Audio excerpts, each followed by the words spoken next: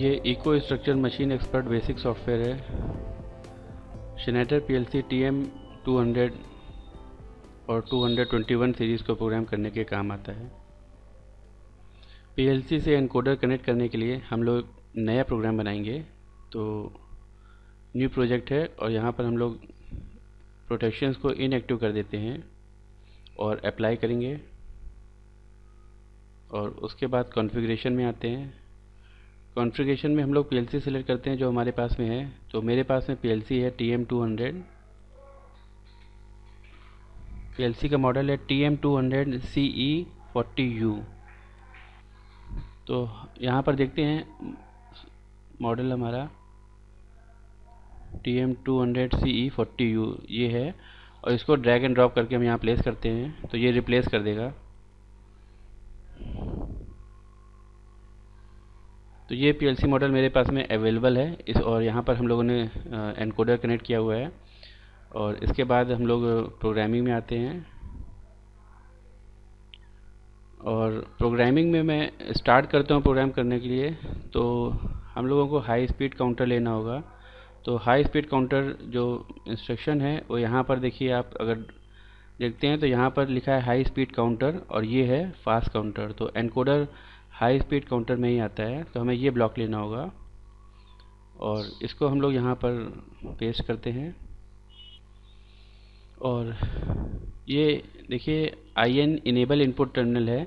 तो इसमें हम लोग एक बिट लगाते हैं और ये मेमोरी बिट जो होगा अगर ऑन होगा तो ये फंक्शन जो है हाई स्पीड काउंटर का वो इनेबल होगा। तो ये बिट लगाया और इसको इस लाइन से हम लोग कनेक्ट करेंगे और इनपुट पे कनेक्ट करते हैं। इस मेमोरी बिट को हम लोग एक मेमोरी एड्रेस दे देते हैं। तो मैं दे देता हूँ %M0 और ये हमारा इनेबल बिट हो जाएगा जो इसको ऑन करेगा फंक्शन ब्लॉक को। और उसके बाद हमें यहाँ पर एड्रेस देना होगा हाई स्पीड काउंटर का। तो मैं हाई स्पीड काउंटर 1 यूज़ करूँगा। तो हम लोग इसको ऐसे लिखते हैं %HSC1। तो ये हाई स्पीड काउंटर 1 है और हाई स्पीड काउंटर 0 भी होता है, फिर 1 2 3। तो हाई स्पीड काउंटर 1 मैंने यूज़ कर लिया है और इसके करस्पॉन्डिंग जो इनपुट टर्मिनल्स हैं वो हम लोग देखेंगे। हाई स्पीड काउंटर ब्लॉक को अब फर्दर कॉन्फ़िगरेशन करने के लिए हमें कॉन्फ़िग पे आना पड़ेगा टैब में ऊपर। तो कॉन्फ़िगरेशन टैब में आएंगे तो आप यहाँ पर देख रहे हैं हमारे पास में डिजिटल इनपुट, डिजिटल आउटपुट और हाई स्पीड काउंटर है। तो हाई स्पीड काउंटर को हम यहाँ पर क्लिक करेंगे तो देखिए यहाँ पर ये आता है हाई स्पीड काउंटर 0 1 2 3। तो ये सारे हम 4 हाई स्पीड काउंटर डिफ़ाइन कर सकते हैं। तो मैंने यहाँ पर हाई स्पीड काउंटर 1 लिया है उसमें प्रोग्रामिंग में, तो HSC1। और इसको कॉन्फ़िगर करने के लिए हमें यहाँ पर क्लिक करना होगा 3 डॉट्स पे यहाँ पर। और अगर क्लिक करते हैं तो ये ऑप्शंस खुल जाएंगे %हाई स्पीड काउंटर और type of high speed counter not configured है। यहाँ क्लिक करने पे आ रहा है सिंगल फेज, डुअल फेज और फ्रिक्वेंसी मीटर। हमारा जो एनकोडर है उसमें A, B और Z वायर्स हैं तो इस वजह से वो डुअल फेज है। तो हम लोग डुअल फेज सेलेक्ट करते हैं और डुअल फेज सेलेक्ट करते ही उसके अकॉर्डिंगली ये पूरा ऑप्शंस आ गए हैं। तो काउंटिंग मोड नेक्स्ट देखते हैं, फ्री लार्ज है और दूसरा मॉड्यूलो लूप है। तो ये फ्री लार्ज पे रखेंगे ताकि वैल्यू जो भी काउंट हो रहा है वो पल्सेस इसमें ऐड ऑन होती जाएं। और input mode pulse oblique direction है तो हम पल्स डायरेक्शन पे रखेंगे। और इसके बाद यहाँ पर देख रहे हैं कि अगर हमारे पास में क्योंकि हमने हाई स्पीड काउंटर 1 सेलेक्ट किया है तो पल्स इनपुट, ये देखिए पल्स इनपुट जो है यहाँ पर ये %I0.6 है। तो जो हमारा इनपुट टर्मिनल है %I0.6 ये हमारा पल्स इनपुट काउंट करेगा। और %I0.7 जो है ये हमारा डायरेक्शन इनपुट रहेगा। तो ये हमारा पल्स ऑब्लिक डायरेक्शन सेलेक्ट किया है। अगर हम इसमें फॉर एग्जांपल यहाँ पर सिंगल फेज सेलेक्ट करते हैं तो हमारे देखिए यहाँ पर इनपुट्स बदल गए। अभी इसमें डायरेक्शन का कोई मतलब नहीं बनता सिंगल फेज अगर हमने सेलेक्ट किया हुआ है। तो अब यहाँ पर अकॉर्डिंगली वो चीज़ें मॉडिफाई हो जाएंगी। और यहाँ पर हम लोग ने डुअल फेज फिर से लेते हैं। तो डुअल फेज में लेते ही %I0.6 में पल्स इनपुट काउंट होगा और डायरेक्शन इनपुट डिटेक्ट करेगा %I0.7 पे। तो ये हो गया। और उसके बाद यहाँ पर हम लोग आ जाते हैं, यहाँ डबल वर्ड में वैल्यूज़ स्टोर करनी है नॉर्मल में। तो अभी इसको नॉर्मल में ही रखते हैं क्योंकि एनकोडर हमारा ज़्यादा PPR का नहीं है, इसलिए सिंगल वर्ड पे ही आ जाएगा। तो प्रीसेट वैल्यू देखिए यहाँ पर 0 है, तो इसको मैं 0 ही रखूँगा, 0 से वो काउंट करेगा पल्सेस। थ्रीशोल्ड वैल्यू, ये जो थ्रीशोल्ड वैल्यूज़ हैं S0 और S1 जो हैं, इसमें वैल्यूज़ 1 और 2 लिखा हुआ है पल्सेस और नॉट यूज्ड है, तो हम लोग अभी इसको यूज़ नहीं कर रहे हैं।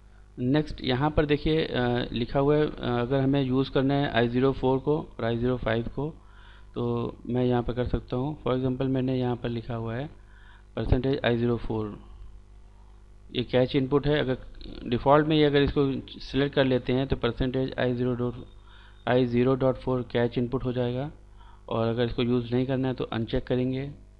सिमिलरली अगर ये इनपुट यूज़ करना है %I0.5, तो ये प्रीसेट इनपुट है, और इस सिग्नल आते ही ये प्रीसेट इनपुट रीसेट हो जाएगा जो भी काउंट वैल्यूज़ होंगी, और हम अभी ये भी यूज़ नहीं करेंगे। तो डिफ़ॉल्ट पे हम सिर्फ चाहते हैं कि हमारा इनकोडर जो भी रोटेट करे उसकी वैल्यूज़ यहाँ पर काउंट हो, तो इसलिए हम लोग इसको अभी फ़िलहाल अनचेक रखेंगे। और इसके बाद अगर हमें रिफ्लेक्स आउटपुट चाहिए पर्टिकुलरली, तो रिफ्लेक्स आउटपुट के लिए हम लोग इसको सेलेक्ट कर सकते हैं, और यहाँ पर दे सकते हैं हम लोगों को किस कंडीशन पे वैल्यूज़ चाहिए, और यहाँ भी ऐसे किस कंडीशंस पे चाहिए उसको सेलेक्ट कर सकते हैं। तो अभी हम इसको भी अनचेक करते हैं, और ये सब आप लोग कर सकते हो, ये इजी है। तो सिर्फ फ़िलहाल हमारा जो स्कोप है ये हमें एनकोडर की वैल्यूज़ इसमें काउंट होनी चाहिए प्रॉपरली, तो उसके लिए मिनिमम सेटिंग्स इतना ही रहेगा, और इसको हम लोग अप्लाई करेंगे। यहाँ पर अप्लाई करते ही अब हम लोग प्रोग्रामिंग पे आ जाते हैं। तो प्रोग्रामिंग पे देखिए ये सब चीज़ें अप्लाई हो चुकी हैं, और नो एरर्स दिखा रहा है यहाँ पर, नॉट कनेक्टेड, नो एरर्स।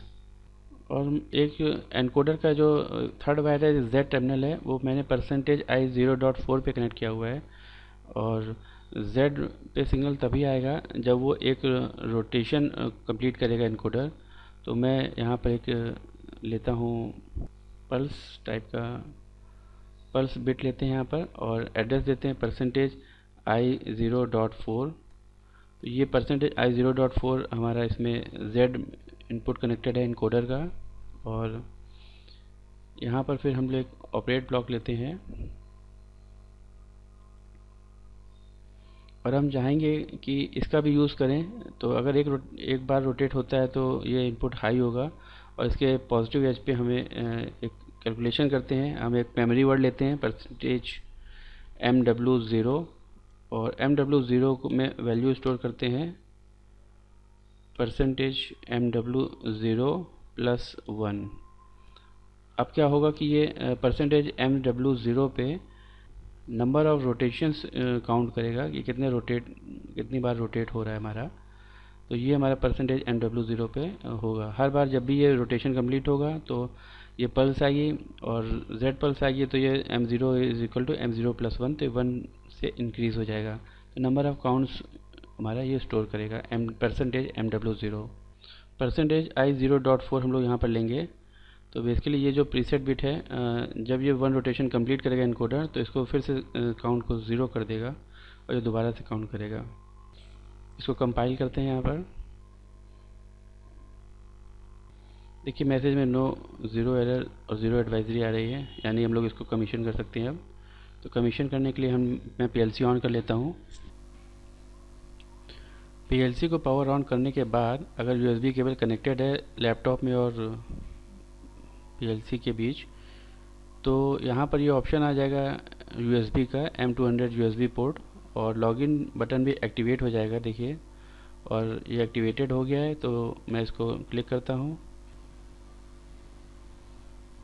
अब ऊपर आप ये देखिए ऑनलाइन भी है, रन भी है, कनेक्टेड है, और क्योंकि हमारा प्रोग्राम सेम है PLC में, इसलिए ऑनलाइन और रन दिखा रहा है, और PC to controller download option नहीं आ रहा है, और ये स्टार्ट भी है PLC। ये हमारा इनेबल बिट है, और अगर ये यहाँ पर क्लिक करते हैं तो ये बिट को हमने टॉगल कर दिया है, ऑन कर दिया है। अब ये ऑन कर दिया है तो ये हमारा जो फंक्शन है हाई स्पीड काउंटर का, ये इनेबल हो गया है, और अभी यहाँ पर प्रीसेट 0 दिखा रहा है। और अगर हम यहाँ पर एनकोडर मूव करते हैं तो देखिए ये वैल्यूज़ बढ़ रही हैं।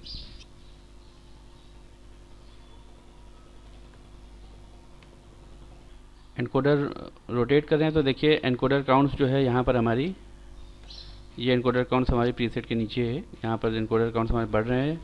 जेड बार का जो सिग्नल है परसेंटेज आई 0.4 पे आता है और ये इसको 0 पे रीसेट कर देता है। तो देखिए हर बार ऐसा हो रहा है, काउंट्स बढ़ रहे हैं और ये रोटेट हो रहा है।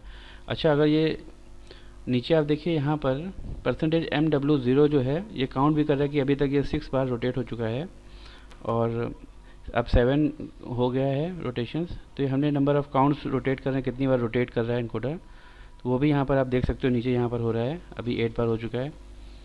और एक बात और ये है, देखिए एनकोडर की जो वैल्यूज़ हैं यहाँ पर बढ़ रही हैं और अगर इसको थोड़ा सा बैक रोटेट करते हैं एनकोडर को तो ये कम भी होंगी। देखिए अब ये कम हो रही हैं और अगर पॉजिटिव रोटेट करते हैं तो बढ़ रहा है। तो ये हमारा pulse oblique direction rotation setting के हिसाब से काम कर रहा है और इस प्रकार से हम इसको एनकोडर के पल्सेस यूज़ कर सकते हैं लॉजिक बिल्डअप करने के लिए। और ये पल्सेस को कंपेयर कर सकते हैं पर्टिकुलरली कोई चीज़ एक्टिवेट करने के लिए या इंटरलॉक करने के लिए या मोटर को एक सर्टेन डिस्टेंस के लिए मूव करने के लिए। होप ये बिल्कुल मिनिमम कॉन्फ़िगरेशन था हाई स्पीड काउंटर का जिससे कि हम एनकोडर की वैल्यूज़ रीड कर पा रहे हैं। Thank you.